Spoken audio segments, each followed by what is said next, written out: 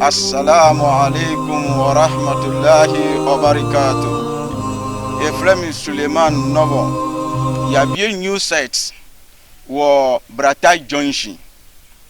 Wodu Junction no kra ye somebody boho. Ye zongo no ni dini inshallah zongo community Brata Junction. Ye prota ya register ya ye hu bibia. Ti enya asase oba beto ne hu be chiro debi. Enye sanity your light your pipe bibia opebia oba obenya wo your site no so road asase no so wa wo hwese dia eda so enya asase a woto ne ohun be kire wo enti asase a ya register ya ye bibia kama asase a kan wa so ye central region enye se okwa ikire bia wo central region sa so ye wo main road ya ekọ Takoradi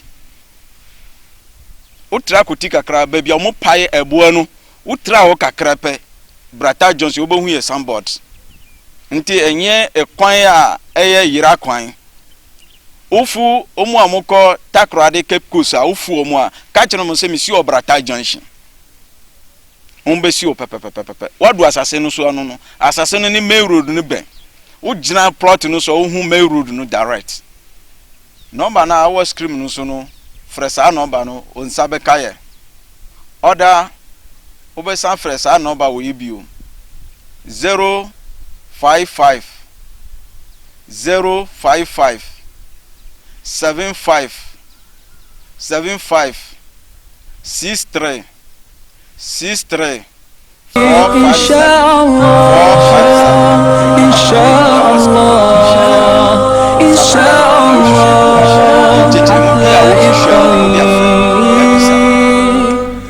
Juma'atu babbar rana wadda rabbana fa ya bamu albarkacin rasulullahi.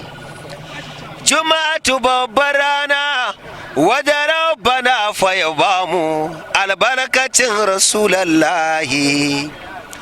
Kowa da kowa yana murna mun zo mu bauta wa sarki Allahu kaliki mai girma wanda yayi kasa da sammai ya ba mu shugaba mai girma.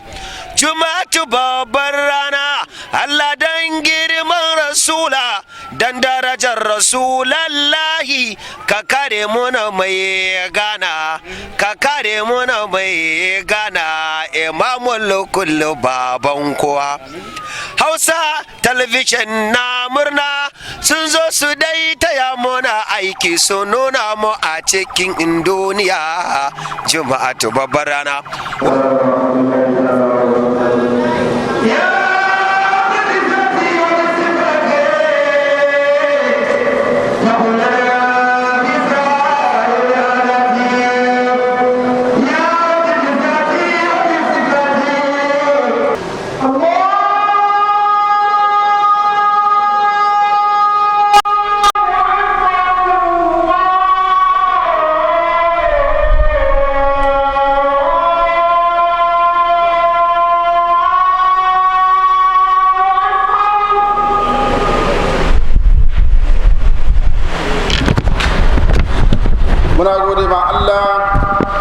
sarki wannan da ya katartar da wanda ya ga dama daga cikin bayinsa da samun girmame na tabi'u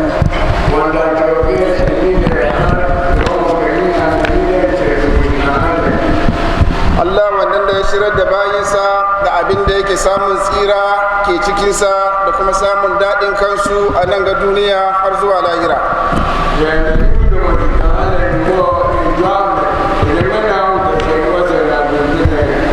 Mun shaida babu sarki abin bautawa da gaskiya face Allah wanda yake shi kaɗai bai da abokin tarayya wanda yake mamallaki mai girma mai halitta kamar yadda muka shaida cewa da shugabanmu annabi Muhammad bawan Allah ne kuma manzon Allah ne shine mafificin halitta baki daya muka roki Allah ya ƙara tsira da aminci afsa ga annabi Muhammad tsira da aminci Allah su tabbata a gare shi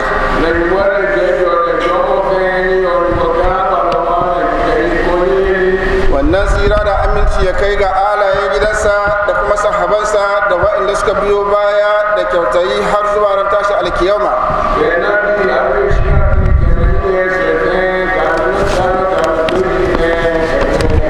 bayan haka ya ku bayan Allah ku bari mu ji tsoron Allah madaukakin sarki domin tsoron Allah shine mabudin samun alkhairi nan ga duniya har lahira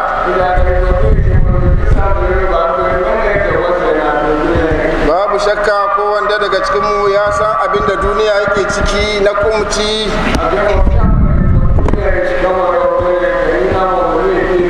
ko wanda mu ya san abin da duniya ke ciki na wannan aloba da yake addaban duniya baki daya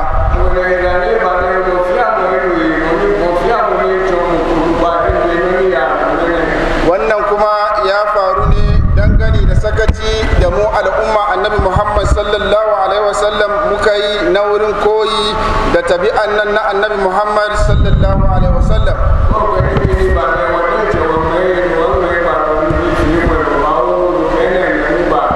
Allah ya aiko annabi Muhammad sallallahu alaihi wasallam ya ladabtar da shi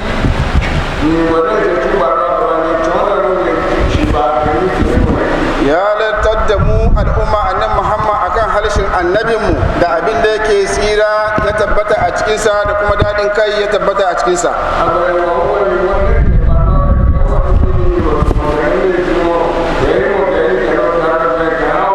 lalle Allah ya aiko annabi Muhammad domin ya zo ya cika ta makarimul akhlaq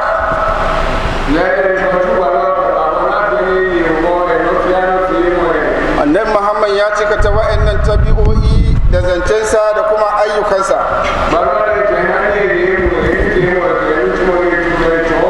annabi Muhammad ya bar wannan al'umma akan tafalki wanda take fara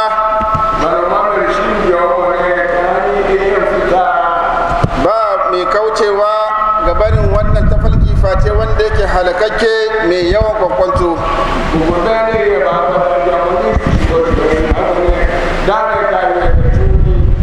yana daga cikin ladduba wanda yake annabi Muhammad ya nuna muna wannan ladduba wadda ta mamaye dukan komai daga cikinsu akwai ladduba wanda yake ya danganci a wurin cin abincinmu da ma shan abin shanmu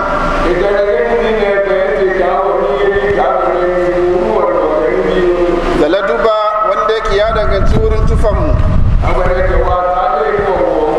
da wurin baccinmu da ma mu'amala da muke tsakaninmu da juna a cikin dukan wannan akwai laduba wanda yake wannan addini ya shar'anta muna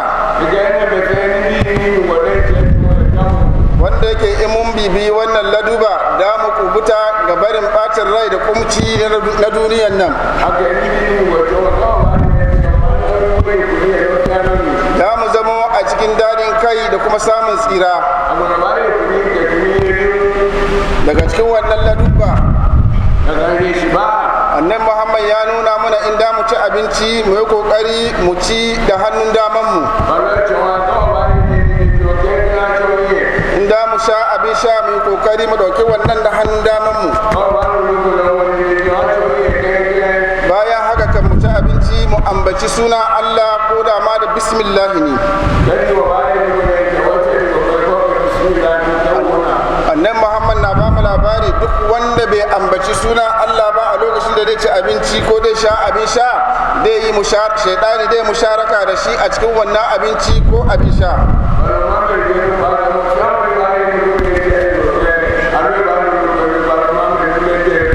annabi Muhammad ya hane mu gabanin cin abinci da hannun hagu mu kiyaye sha abin sha da hannun hagu annan Muhammad na ba mu labari cewa da shaitani yana cin abu ne da hannun hagu kamar yadda yake sha abu da hannun hagu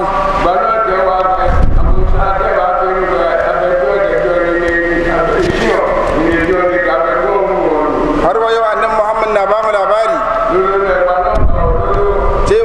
Allah madauki sarki yana yarda da bawansa a lokacin da bawansa ya ci abinci ya gode ma Allah, yana yarda da bawansa a lokacin da bawansa ya sha abin sha ya gode ma Allah. Wannan yarda da muke samu daga Allah shine ke kiyaye mu ga barin shiga cururuta da kumci da wani haka.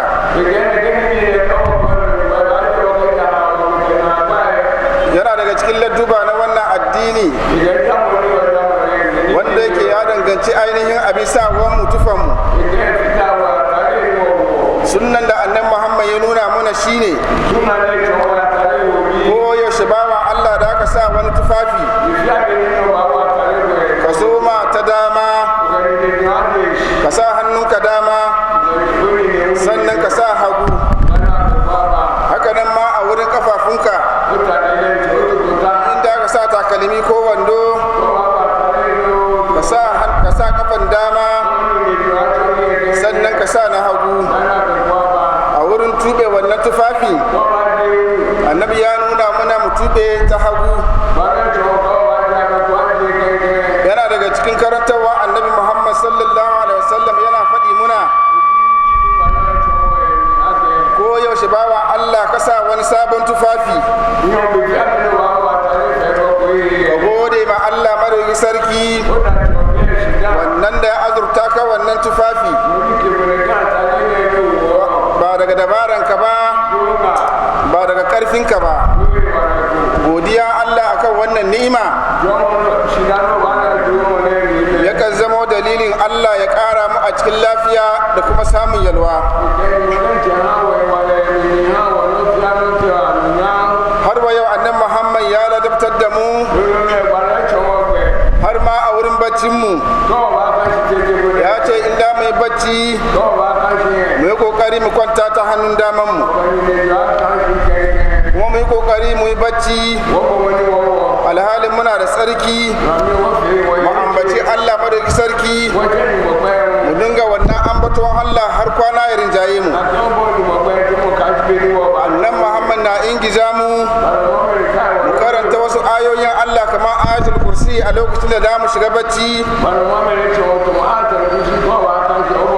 Ya ce duk wanda ya karanta ayatul kursi a lokacin da ya shiga bacci da ya tabbata a cikin kiyayewa Allah, shaidani ba zai kusance shi ba har sai in ya wayi gari. Annabi Muhammad sallallahu alaihi wasallam ya kasance idan ya falka daga baccinsa yakan ce alhamdulillahi allazi ahyana bada ma amatana, yana nufin godiya tabbata ga Allah wannan da ya rayar da mu bayan ya ashirin. Ya zo a cikin hadisi annabi Muhammad yana cewa idan sai kaza ahadukum min nawmihi, idan dayan ku ya falka daga baccinsa falyakul alhamdulillah, yace nagode ma Allah allazi radda alayya ruhi, wannan da ya mayo min da ruhi na wa afani, kuma ya bani lafiya fi jasadi a cikin jikina, wa azna li bi zikrihi, ya sanar da ni da kuma tunawa da shi. Yana daga cikin laduba wanda wannan addini ya nuna muna mu'amalan mu da mutane. Hakika annabi Muhammad ya zo da mafi cikan ladabi, kuma ya motsar da mu da mutabbi'antu da tabi'a wanda yake mai kyau. Ya kai annabi Muhammad yana faɗi muna akmalul iman, mafi cikan mu'mini imanan a wurin imani, ahsanuhum khuluqan, shine mafi kyawun su a wurin tabi'a. Annabi Muhammad yana faɗi muna la takiran min al-ma'ruf shay'an, kada ku walakanta wani abu na aikin nagarta, walau an talka a haka bi wajen talakin, ko da ka haɗu da ɗan wanka da sakakken huska ne. Annabi Muhammad yana muna umarni da musaffati da siffa wanda yake zai jawo soyayya tsakaninmu,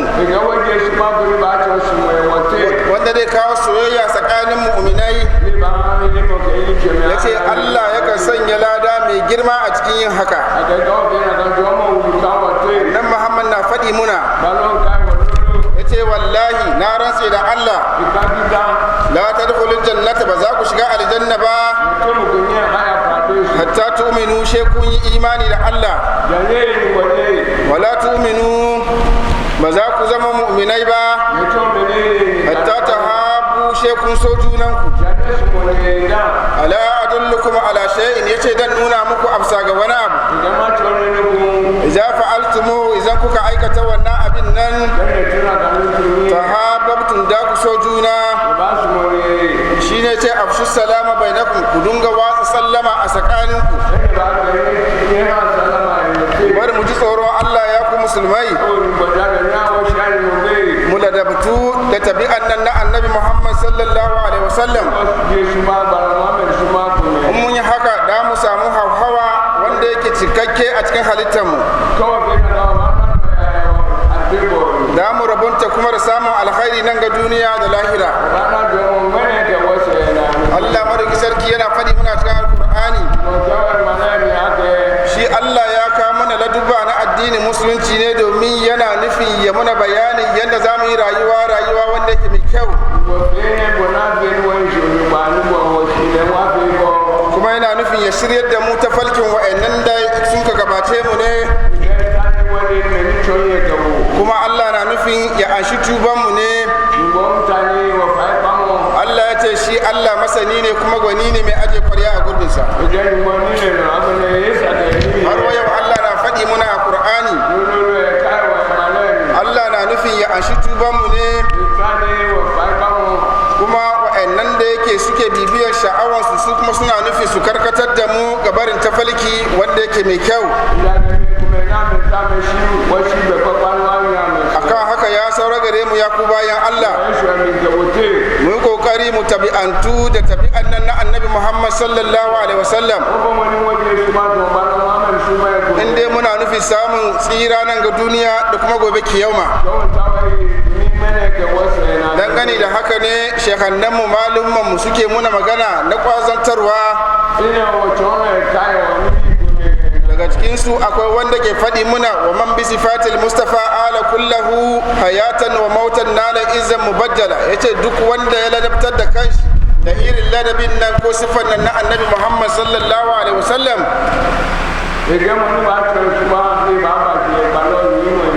babu shakka a nan ga duniya mai shi zai samu girma, gobe kiyama kuma zai zamo abin girmamawa. Muna roƙo Allah ya azurta mu da bibiyan tabi'an nan na annabi Muhammad sallallahu alaihi wasallam.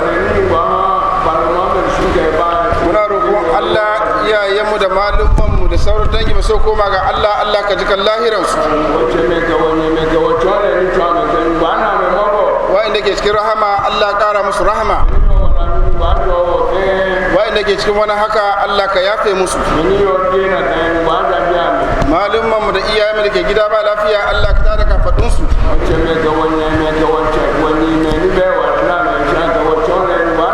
Wa'inda ke jin alamun lafiya Allah ƙara musu lafiya.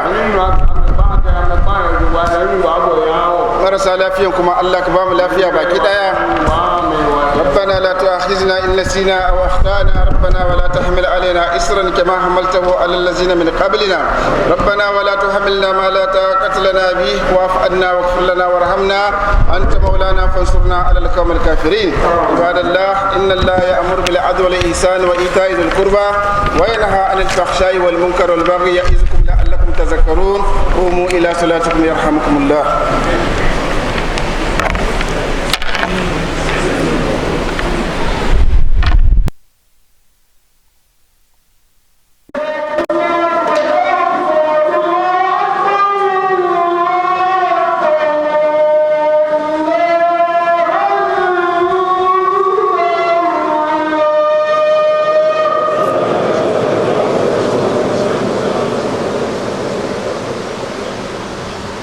Allah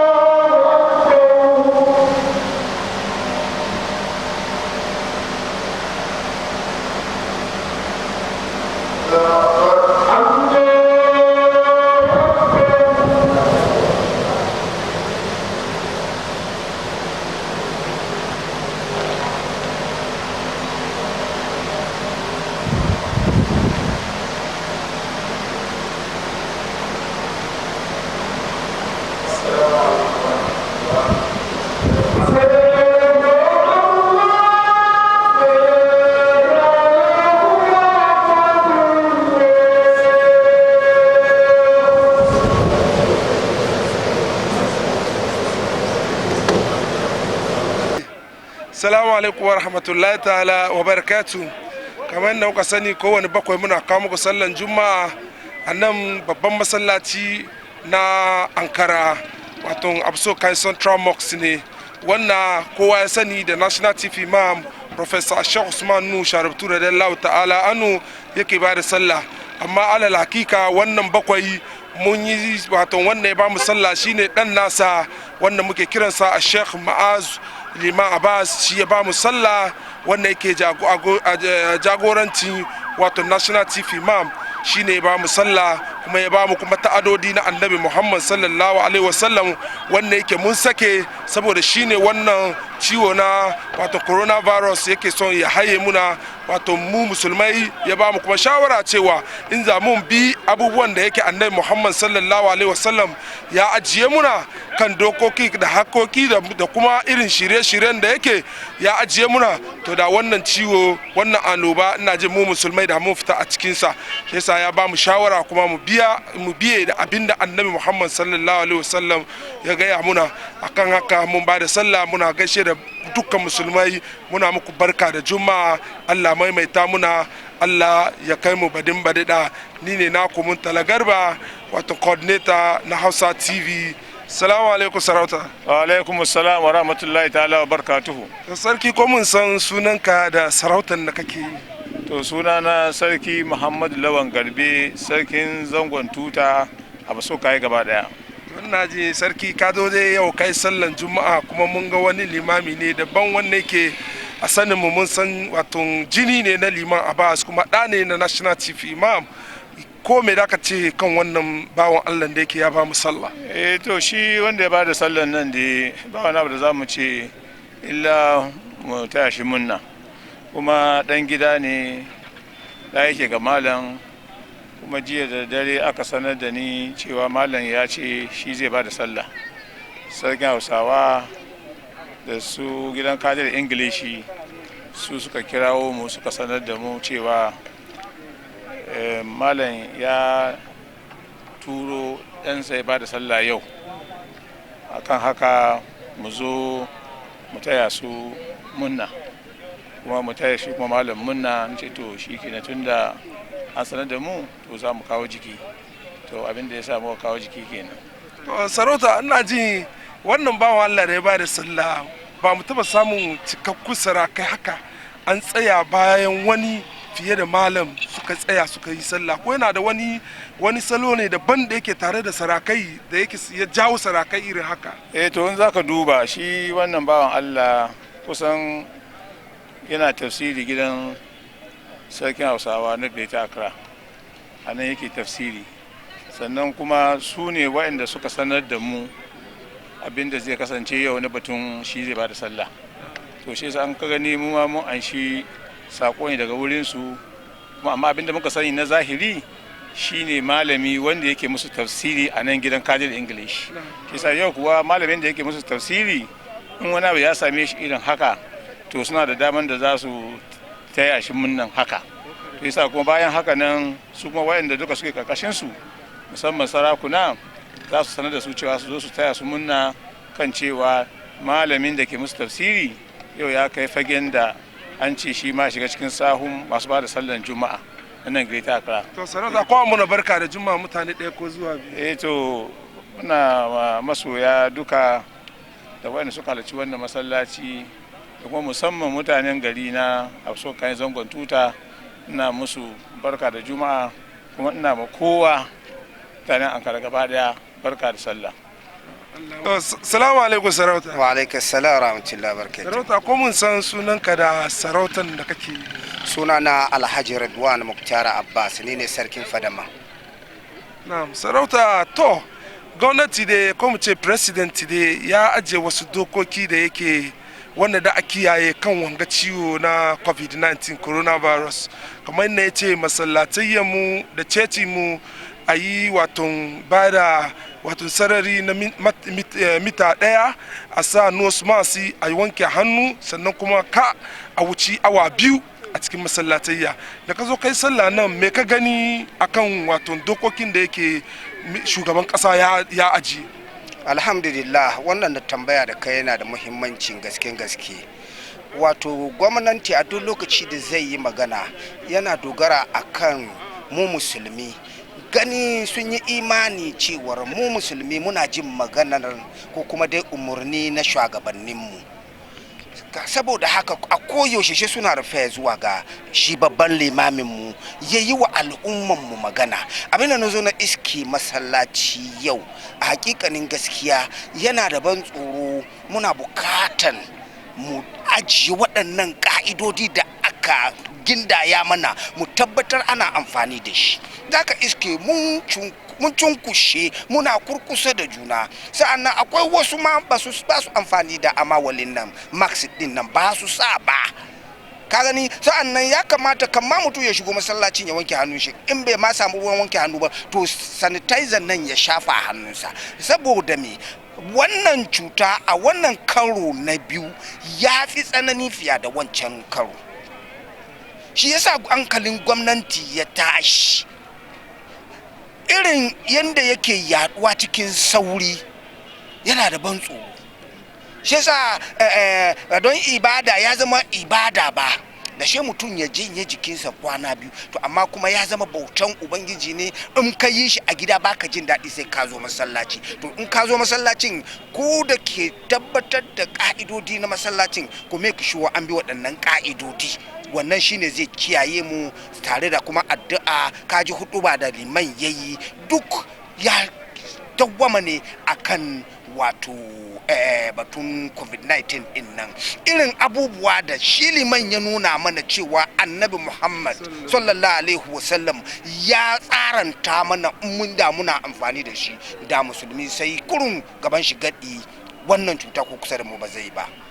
ina jin sarauta shi a bamu gaisuwa na juma'a mutane daya ko to gaisuwa dai zuwa ga duk al'umma musulmi, sa'an nan da sarakanmu ina gaida kowa, ubangiji Allah ya maimaita mana, Allah ya kai mu sabuwan juma'a lafiya. Assalamu alaikum wa rahmatullahi ta'ala wa barakatu. Kamar na sani babban sarkin mu kenan, sarkin fadama Rudwan Abbas kenan. Ina ji da nan da mu sauke ku, wato jama'a ku yi kokari ku share mu, ku like mu, ku comment. Insha Allah Hausa TV za ku iya duba mu kai tsaye. Assalamu alaikum wa rahmatullahi ta'ala wa barakatu.